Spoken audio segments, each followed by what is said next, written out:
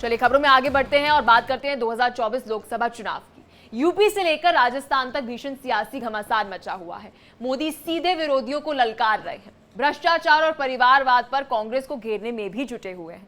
तो वहीं कांग्रेस जयपुर से सियासी हुंकार भर रही है।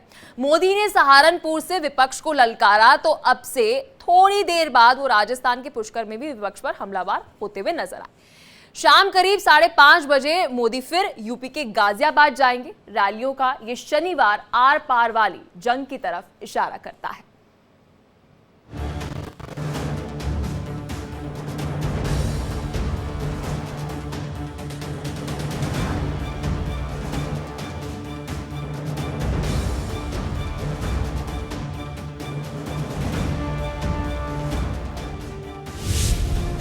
सियासी शनिवार अब आर्या पार। ये लोकतंत्र को और संविधान को बचाने का चुनाव है। आज चूरू ने ये बता दिया है कि 4 जून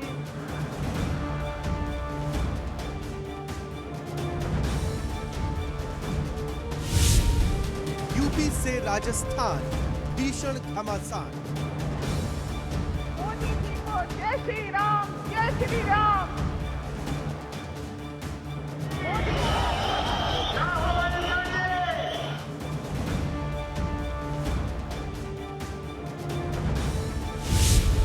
सहारनपुर टू जयपुर 24 का बदलापुर। ये नया भारत घर में घुसकर मारता है।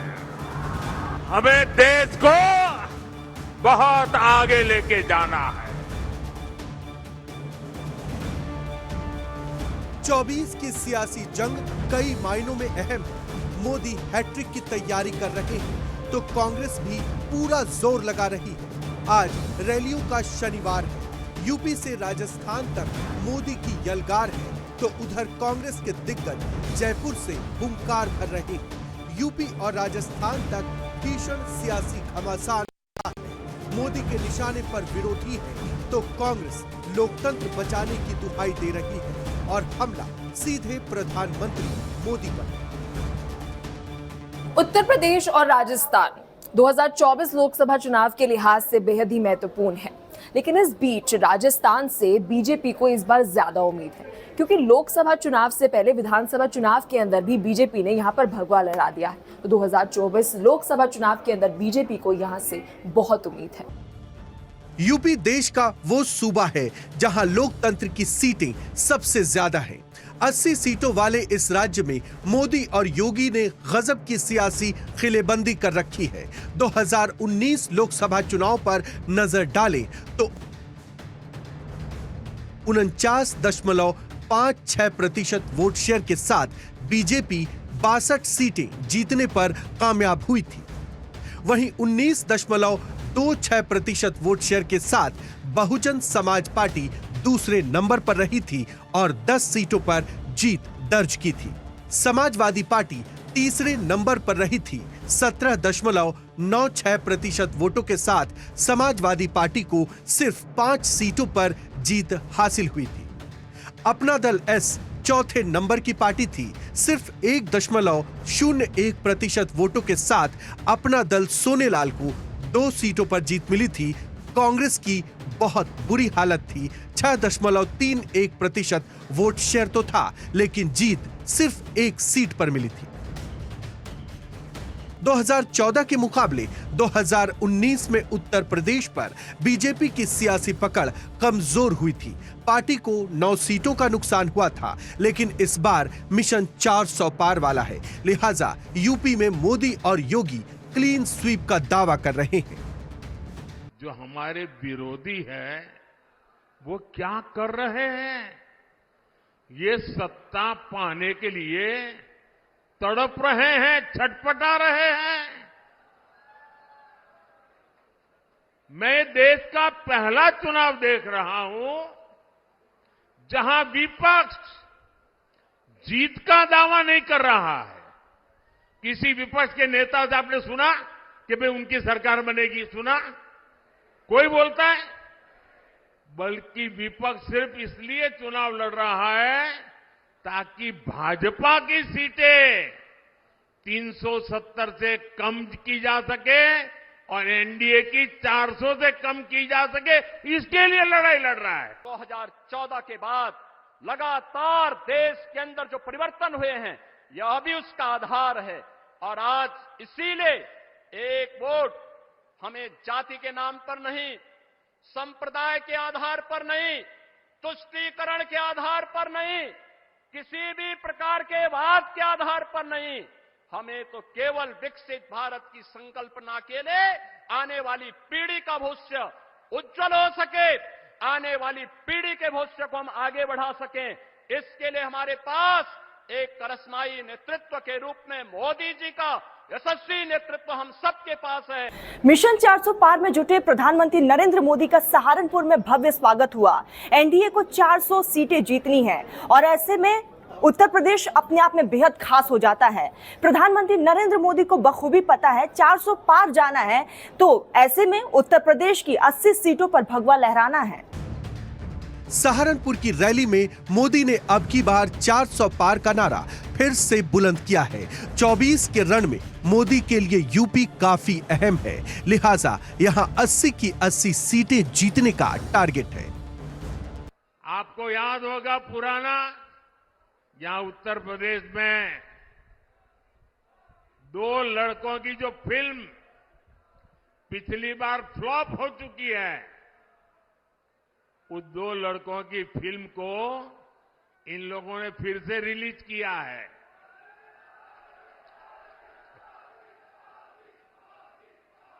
मुझे समझ नहीं आता, अरे काठ की हांडी को ये इंडी गठबंधन वाले कितनी बार चढ़ाएंगे।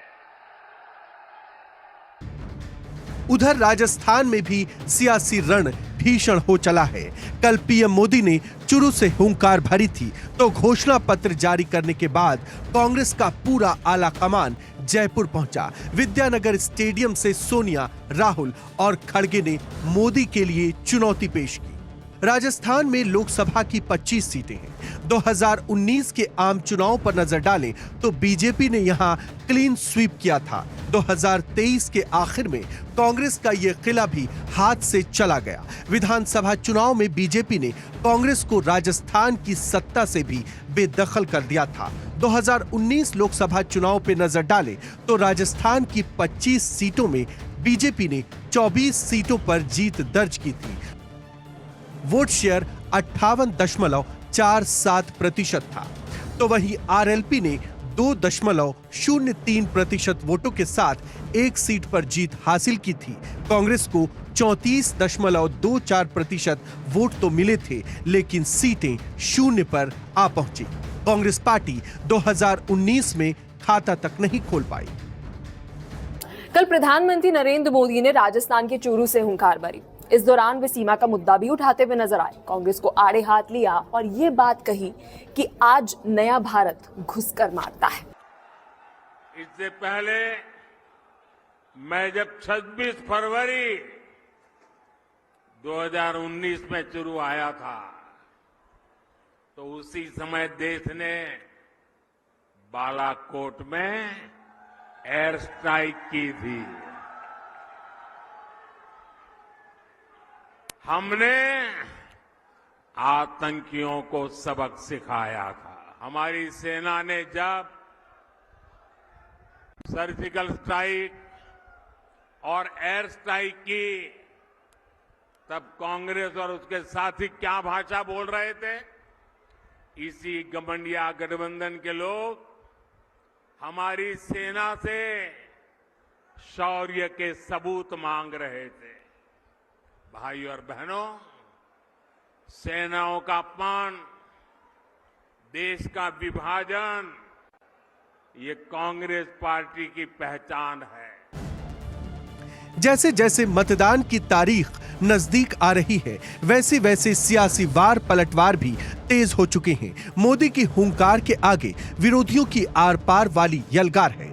आज रैलियों का शनिवार है, ऐसे में सियासी हमलों की भरमार है। मोदी हैट्रिक पारी खेलने के लिए 400 पार का नारा बुलंद कर रहे हैं, तो कांग्रेस भी पूरी ताकत के साथ मैदान में तैनात है।